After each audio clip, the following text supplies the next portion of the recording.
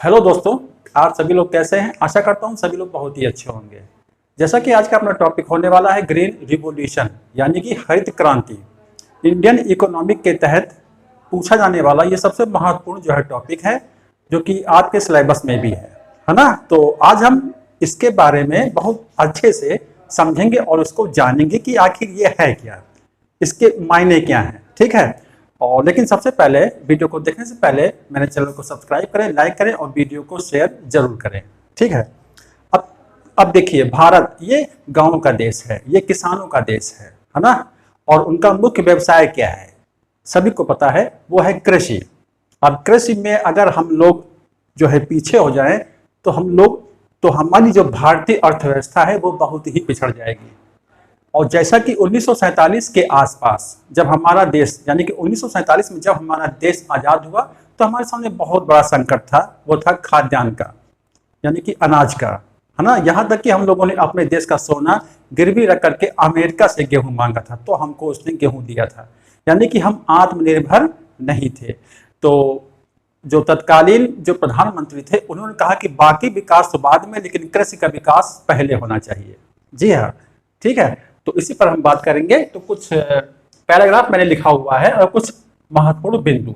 शुरुआत करेंगे बंगाल के अकाल से। देखिए 1947 में बंगाल में एक भीषण अकाल पड़ा और जिसमें लगभग 20 लाख लोग मारे गए, भूखे मारे गए, क्योंकि हमारे देश में उस दौरान उत्पादन बहुत ही कम था, बहुत ही रेयर था, क्योंकि ना तो हमारे यहाँ उन्नत बीज थे, ना सिंचाई का उतना बेहतर जो है साधन था, है ना, ना रासायनिक खाद, ना कीटनाशक, ना कृषि यंत्र उतने बेहद जो है उम्दा थे। तो इस वजह से ये हम लोग को आए दिन, मतलब कि आए वर्षों में ये सब हमारे सामने मुसीबतें आया करती थी। अब गेहूं की औसत पैदावार जो उस समय हुआ करती थी वो थी 8 किलोग्राम प्रति हेक्टेयर। हालांकि सुनने में बहुत अजीब लग रहा होगा, जी हाँ, वास्तविकता यही है और यही बड़ा संकट था हम लोगों के सामने। और इसी संकट से हमने जो है सीखा और इसके ऊपर विजय पाई। ठीक है।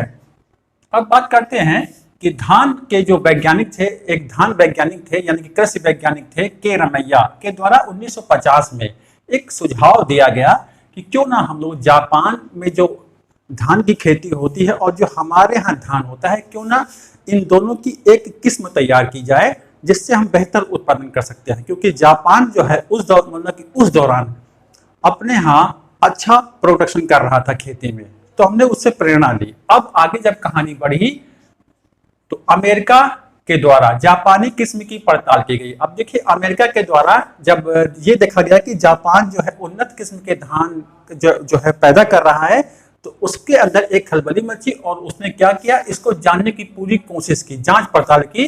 तो जो सोलोमन थे जो कि अमेरिकी वैज्ञानिक थे, उन्होंने गोंजिरो, एक नाम पड़ता है इनाजुका, जो कि जापान के रहने वाले थे, के द्वारा एक गेहूं की किस्म जो है विकसित की गई थी। वो उससे बहुत प्रभावित हुए। कौन जो है प्रभावित हुआ? सोलोमन।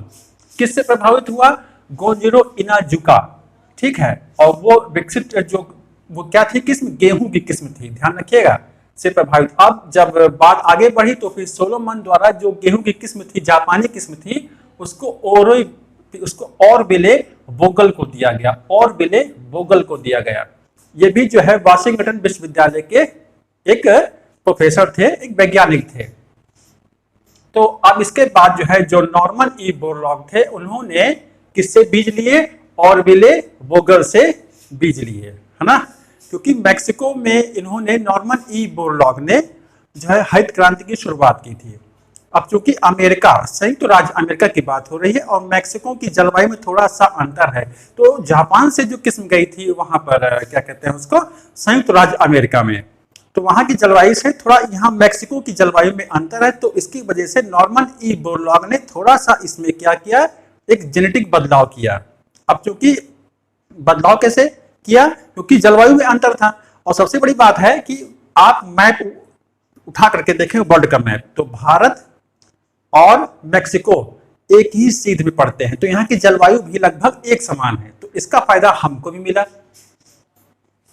तो नॉर्मन ई बोरलॉग ने ऑरबिले से बीज लिए और उसको उन्होंने परिष्कृत किया, उसके बाद जो स्वामीनाथन थे भारत के कृषि वैज्ञानिक, उन्होंने बोरलॉग से उन बीजों को लिया, अर्ध बौने किस्म के जो बीज थे गेहूं के।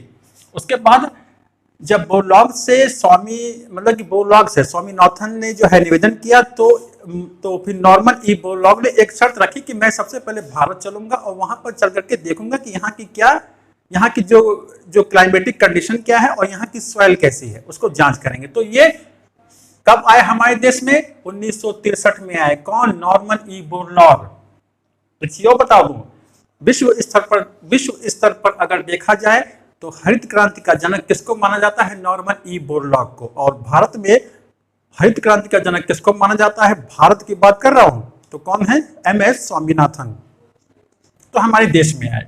उसके बाद बात बनी, उसके बाद जो प्रधानमंत्री थे लाल बहादुर शास्त्री के द्वारा मैक्सिको से उस गेहूं को आयात करने की एक मतलब की छूट मिली और उसको मंजूरी मिल गई। उसके बाद जब वो बीज हमारे देश में आए तो भारत में बड़े पैमाने पर जबरदस्त उत्पादन हुआ और हम वही देश बन गए, यानी कि एक ऐसे देश बन गए यानी कि हम अतिरिक्त उत्पादन करने लगे, अधिशेष उत्पादन करने लगे, एक्स्ट्रा, यानी कि मतलब कि इतना कि हम अपने पास रख भी सकते थे और खा भी सकते थे और दुनिया के अन्य देशों को भी दे सकते थे। ठीक है, तो इस प्रकार से हमारे देश में बदलाव आया। और 1968 में, यहां से ध्यान दीजिएगा, 1968 में अमेरिका के विलियम गुआर्ड ने इससे प्रभावित होकर इसे हरित क्रांति का नाम दिया। ये हमारे देश में आए और यहाँ की लहलहाती फसलों को देखा तो वो बहुत प्रभावित हुए।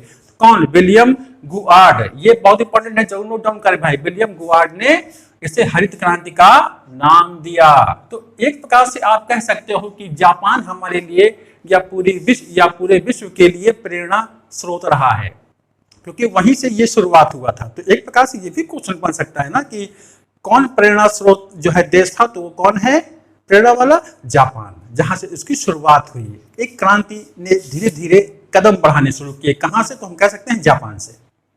तो इतना हुआ। अब क्रांति के पहलू क्या हैं? अधिक उपज देने वाली किस्में, यानी कि गेहूं, चावल यानी कि धान, ज्वार, बाजरा, मक्का, जो इन सबके बीज थे, इनकी अच्छी उपज देने वाले किस्मों को डेवलप किया गया। ठीक, इसके बाद क्या हुआ? कृषि का मशीनीकरण हुआ। सभी जानते हैं ट्रैक्टर वगैरह, ट्यूबवेल वगैरह, जो ट्यूबवेल होते हैं या मतलब कि बुआई फिर कटाई के जो कृषि यंत्र होते हैं, उसको विशेष जो है तवज्जो दी गई इसमें। फिर है रासायनिक उर्वरक और कीटनाशक। सबसे इंपॉर्टेंट चीज यही है कि जो संकर प्रजाति के बीज जो है तैयार किए गए थे, उनके लिए जरूरी क्या था? रासायनिक खादें और कीटनाशक। लेकिन उसका एक कहीं ना कहीं निगेटिव एक ये भी बात निकल के आई आने वाले समय में, जैसे कि प्रेजेंट टाइम में देखने को मिल रहा है, जो कीटनाशक दवाइयां हैं, जो रासायनिक खादें हैं, वो कहीं ना कहीं अब इस पर्यावरण को भी नुकसान पहुंचा रही है, मृदा प्रदूषण भी वो कर रही है ना, सॉइल पॉल्यूशन। इसके बाद सिंचाई और इरिगेशन, क्योंकि सिंचाई की व्यवस्था हमारे देश में पहले उतनी अच्छी नहीं थी, तो फसलों को पानी प्रॉपर नहीं मिलता था। तो हमारे देश में ट्यूबवेल हुआ है, जैसे पावर जो होते हैं, मतलब कि पावर ट्यूबवेल, तो इन सब की शुरुआत हुई।